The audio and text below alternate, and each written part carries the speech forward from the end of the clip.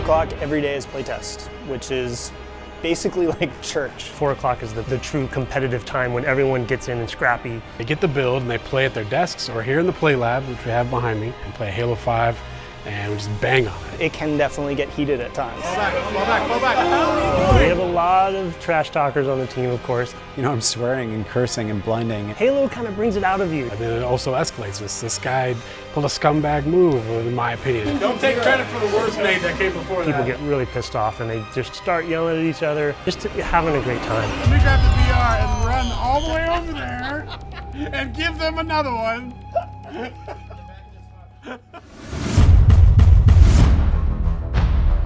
To me, a Spartan is speed, power, agility. This vision, this myth of a Spartan as a superhero. Completely wrapped in technology. That 1,000-pound jet fighter on legs or tank on legs, you know, it's this total destruction machine.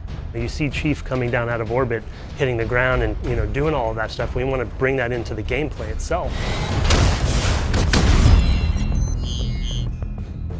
In typical Halo, you have the already awesome sandbox of the weapon, the melee, and the grenade. We wanted to add these Spartan abilities in as a fourth layer that everyone has, so it's equal footing. They're baseline traits. Every single person who wants them can have them. You sprint as fast as the other players, you jump as high as the other players, you clamber like they do.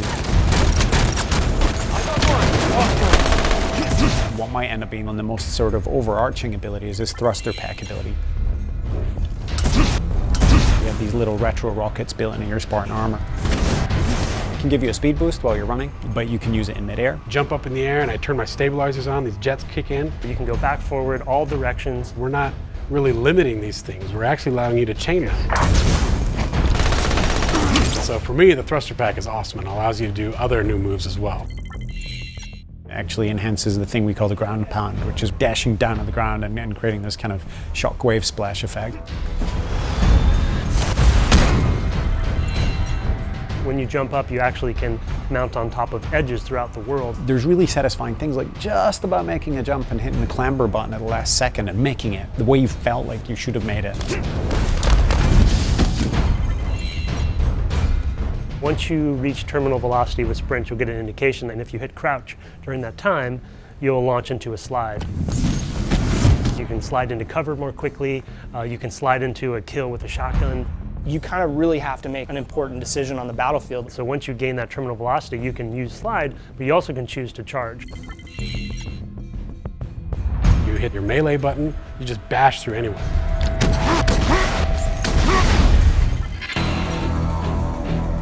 We know like there are people that love sprint and there are people that just feel like sprint has no place in Halo.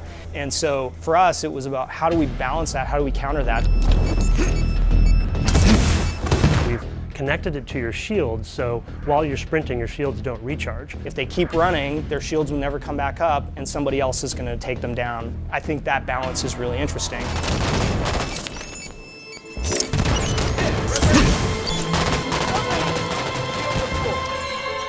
Smart scope fiction is actually, it's been built into the game since day one. You were doing it with the pistol. It was cybernetically linked to your helmet.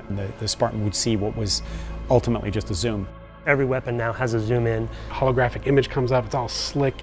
It helps me with some types of weapons, especially rapid fire weapons in my case, but otherwise I tend to just aim from the hip anyway. Hip fire mode is accurate, same as it ever was. If it becomes such that everybody feels like they have to be using Smart Scope in order to be competitive, then we've broken the game. You're going to use your smart scope and zoom in with any weapon, but you also can be descoped out of it by the enemy. There are so many different tactics that come into play, and that's something that we've tried to build into all of the abilities for Halo 5.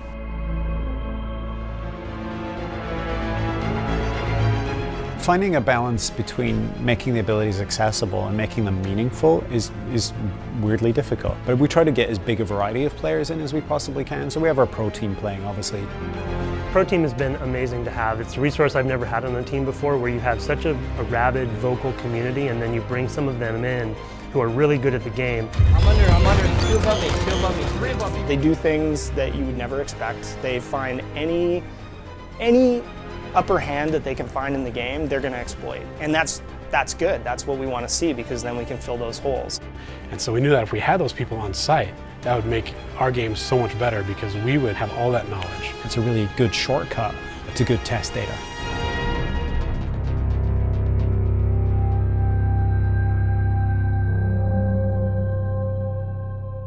In terms of playing the pro team, that is a horribly demoralizing experience.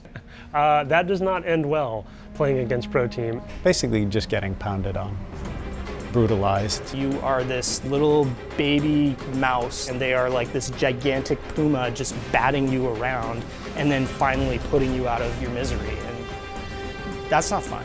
We're in the play lab. It's pros versus devs. This isn't happening! I wouldn't say I'm nervous. This isn't happening! You know, just more so anxious, I think is the right word. Woo! Let's go.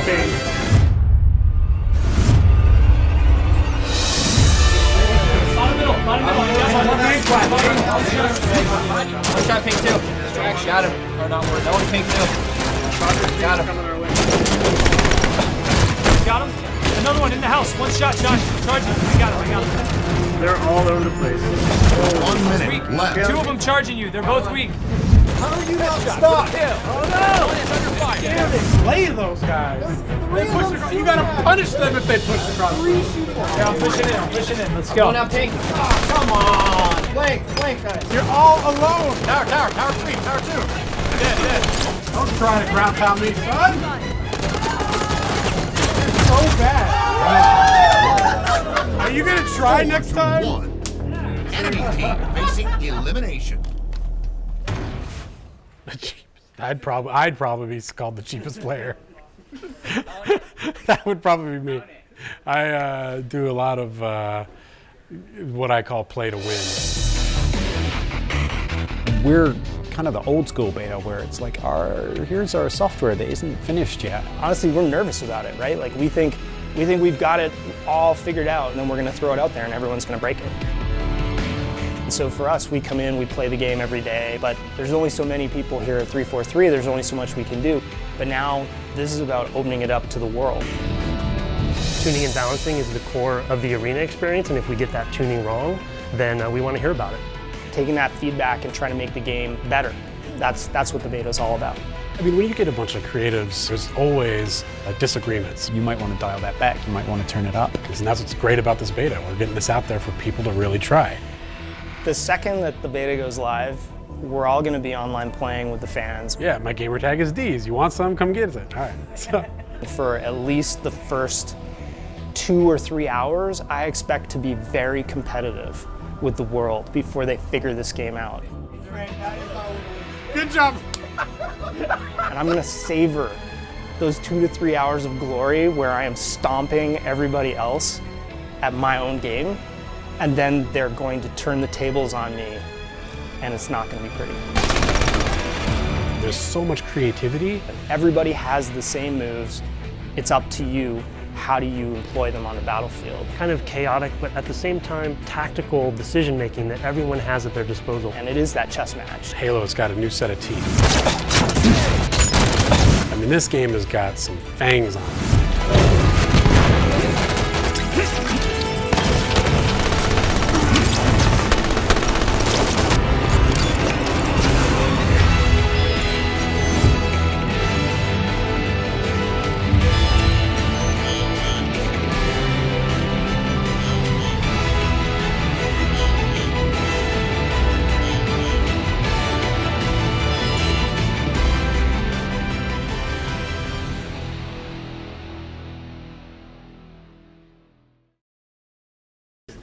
You ready? Have you been practicing? Get on, scrubs.